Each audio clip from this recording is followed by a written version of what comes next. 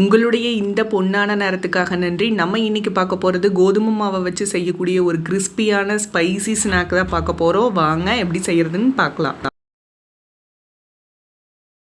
தேவையான பொருட்கள்: கோதுமை மாவு, உப்பு, கருவேப்பிலை, சீரகம், வரமிளகா, எண்ணெய். அடுத்து ஒரு மிக்சி ஜார் எடுத்துக்கலாம். அதில் நம்ம எடுத்துருக்கிற 1 ஸ்பூன் சீரகம், 3 வரமிளகா, 1 கொத்து கருவேப்பிலை, இது எல்லாத்தையும் ஒன்றா சேர்த்து தண்ணி விடாமல் நல்லா அரைச்சி எடுத்துடலாம். இங்கே பாருங்கள், இந்த மாதிரி அரைச்சி எடுத்தாச்சு. அடுத்து ஒரு மிக்சிங் பவுலில் 1 கப் கோதுமை மாவை உள்ளே சேர்த்து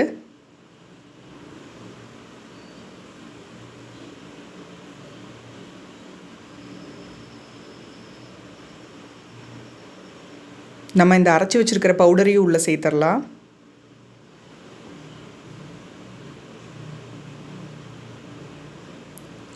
இது கூட தேவையான அளவு உப்பு சேர்த்துக்கலாம். ஒன்ஸ் இது எல்லாத்தையும் நல்லா கலந்துட்டு கொஞ்சம் கொஞ்சமாக தண்ணி விட்டு சப்பாத்தி மாவுக்கு மாவு பிசைகிற மாதிரி பிசைஞ்சு எடுத்துடலாம்.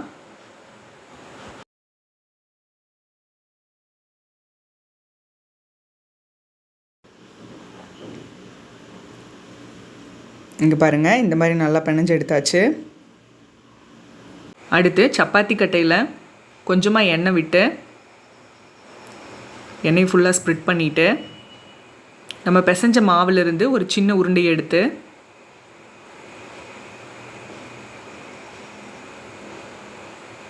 நார்மல் சப்பாத்திக்கு தேய்க்கிற மாதிரி தேய்ச்சிக்கலாம்.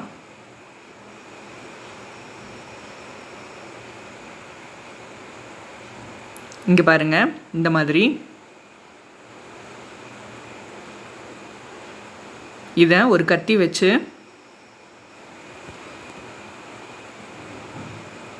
நம்மளுக்கு எந்த ஷேப் வேணுமோ அந்த ஷேப்பில் இந்த மாதிரி கட் பண்ணிக்கலாம்.